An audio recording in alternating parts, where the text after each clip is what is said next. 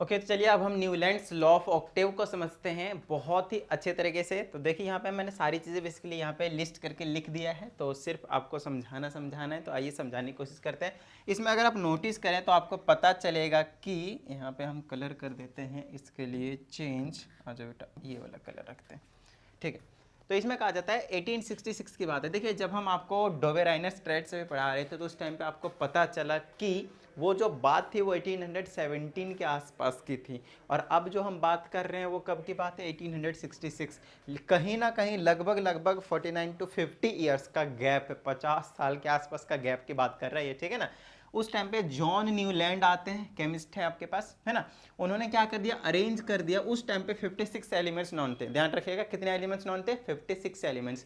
तो 56 एलिमेंट्स को उन्होंने अरेंज कर दिया in increasing order of their atomic masses. Yes, उसके जो एटॉमिक मासेस थे उनको इंक्रीजिंग ऑर्डर में अरेंज कर दिया। अगर किसी का मास 10 है तो उसको पहले रखा जाएगा, अगर किसी का मास 15 है तो उसको उसके बाद में रखा जाएगा, ठीक है ना। इस तरीके से किसी का 8 है तो उसको 10 वाले से पहले रखा जाएगा, समथिंग लाइक दैट, ठीक है। चलिए, तो कुछ इस तरह से उन्होंने अरेंज कर दिया। अब न्यूलैंड्स लॉ ऑफ एक्टिव्स के अकॉर्डिंग क्या कहा जाता है उस चीज को हम समझने की कोशिश करते हैं। इसमें कहा जाता है when elements were arranged in increasing order of their atomic masses, जो कि भी मैंने आप लोगों को बता दिया, then physical and chemical properties of every eighth element, बहुत ज़्यादा important point है, every eighth element was similar to that of first। कहने का मतलब ये है कि अगर हम सारे के सारे 56 एलिमेंट्स को लेट से अगर अरेंज करते हैं तो हर 8वां एलिमेंट जो आएगा, जैसे फर्स्ट नंबर पे आया, फिर जो 8th नंबर पे आएगा, फिर 8th के बाद फिर से वहाँ से 1 से काउंटिंग स्टार्ट करेंगे तो फिर से जो 8th नंबर पे आएगा, उस टाइप के जितने भी एलिमेंट्स आते चले जाएंगे उन सब के physical and chemical properties same होने वाले हैं। तो कैसे सेम होने वाले हैं, वही चीज़ यहाँ पे आप लोगों को देखने की कोशिश करते हैं, और किस किस के सेम होंगे, क्या क्या सेम होंगे, उन सारी चीज़ों के बारे में भी हम यहाँ पे भी डिस्कस करेंगे। तो यहाँ पे एक छोटी चीज़ बताई गई है कि he compared this property with the note of music. तो नोट ऑफ म्यूजिक आपने देखा ही होगा, है ना, जो सुर होते हैं सारे गा मा पा धा नी सा, इस टाइप से होता है आपके पास, फिर से शुरू हो जाता है। तो कहीं ना कहीं उसके नोट से बेसिकली कंपेयर किया था न्यूलैंड्स लॉ ऑफ ऑक्टेव्स। अब न्यूलैंड्स लॉ ऑफ ऑक्टेव्स तो इंडियन तो थे नहीं, तो सारे गा मा पा धा नी से तो होने का तो कोई चांस ही नहीं है। तो क्या था, आइए उसके बारे में समझाने की कोशिश करते हैं। तो आपके पास सारे गा मा पा धा नी, ये आपके पास कितने सुर हो गए, 2 2 4 2 6 1 7, टोटल 7 नोट्स हैं।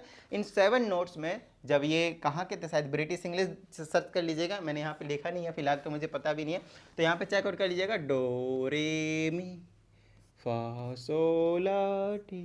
समझ में आ रही है इतनी बात, जैसे हम बोलते हैं ना सारे गा मा पा धा नी सा, जो भी है उसी टाइप से आपके पास उनके में डो रे मी फा सो ला टी होता है।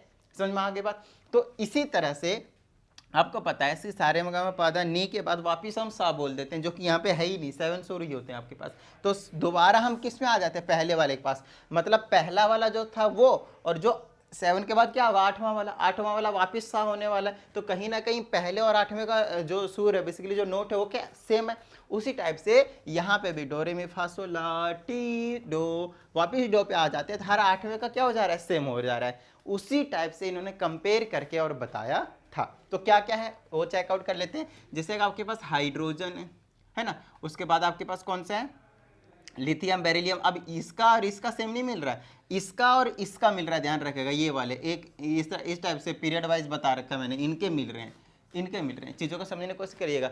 एक ये हो गया है ना इनके, तो ये 1 नंबर पे आ रहे हैं और ये 8 नंबर पे आ रहा है। तो देखिए ये जो टेबल बनाया गया है वो उस टाइम पे, अभी आप मॉडर्न पीरियड के हिसाब से देखेंगे 1 to 20 आपने रट्टा मारी रखा है, तो हाइड्रोजन का एटॉमिक नंबर आप बोलेंगे 1 है और फ्लोरीन का बोलेंगे 9 है। तो ये सर 8वां नहीं 9वां हो गया, आप सही है, ये 9वां है। लेकिन हम क्या करें, हर 8वें एलिमेंट का जो atomic chemical and physical properties रहते हैं वो सेम रहते हैं। लेकिन ये तो सर 9th हो गया, हाइड्रोजन की प्रॉपर्टी मिल रही है फ्लोरीन से, दोनों गैस के स्टेट में है, दोनों की वैलेंसी 1 1 है। समझ में आ रही बात, ये भी गैस के फॉर्म में एग्जिस्ट कर जाता है, वैलेंसी 1 1 है। समझ में आ रही इतनी बात। तो इनके जो प्रॉपर्टीज मिल रहे थे वो हर 8वां नहीं बन रहा है। अगर आप मॉडर्न पीरियोडिक टेबल के हिसाब से देखें तो, जो आपने एटॉमिक नंबर याद कर रखे हैं तो, बट हम बात अभी की थोड़ी कर रहे हैं, हम बात कर रहे हैं 1866 की, 67 की, 68 की, उस टाइम तक नोबल गैसेस की डिस्कवरी नहीं हुई थी।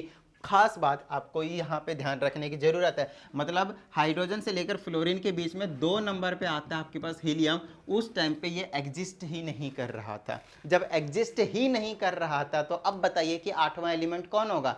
क्या फ्लोरीन होगा या नहीं होगा? बिल्कुल होगा सर। लीजिए हम आपको करके दिखा देते हैं। Hydrogen, helium, lithium, beryllium, boron, carbon, nitrogen, oxygen, fluorine. तो ये अगर इसको मैं गायब कर दूं, अब ये है ही नहीं, तो 1 2 3 4 5 6 7, लीजिए 8वां एलिमेंट हो गया। तो कुछ इसी टाइप से नियॉन की डिस्कवरी नहीं हुई थी, तो जब इससे इस पे जंप करेंगे तो 10 नंबर वाला नियॉन को हटा दीजिए, फिर 8वें नंबर पे कौन आने वाला है आपके पास? क्लोरीन ही आने वाला है। समझ में आ गई इतनी बात?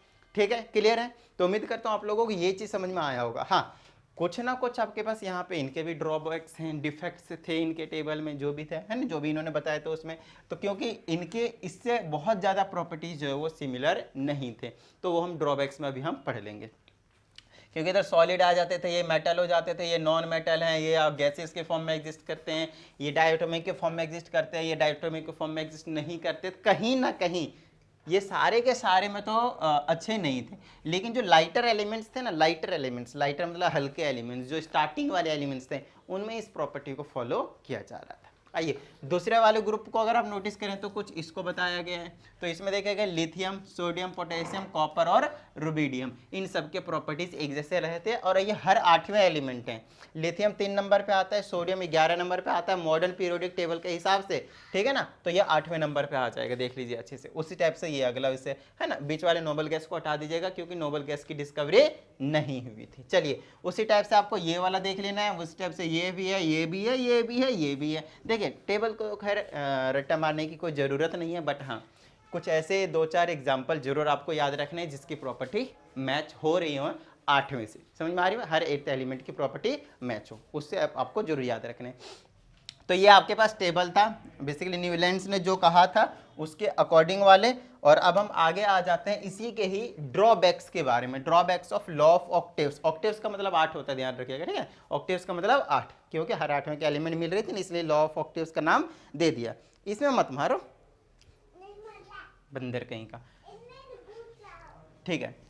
तो अब नेक्स्ट हमारे पास ड्रॉबैक्स। ड्रॉबैक्स मतलब डिफेक्ट्स हो गया, डिफेक्ट्स मतलब कमी हो गई, कमी मतलब सिंपल बोल दिया लिमिटेशंस पे कहते हैं इसको, ठीक है। आइए तो डिफेक्ट्स हो गए, लिमिटेशंस हो गए, ड्रॉबैक्स हो गए, इनमें से कुछ भी लिख कर आए आपके पास तो घबराना नहीं है। बात एक ही है कि क्या कमी रह गई थी उसमें बताने में, वही सारी चीज़ें आपको लिख देना है। बैठ जाओ उधर चुपचाप।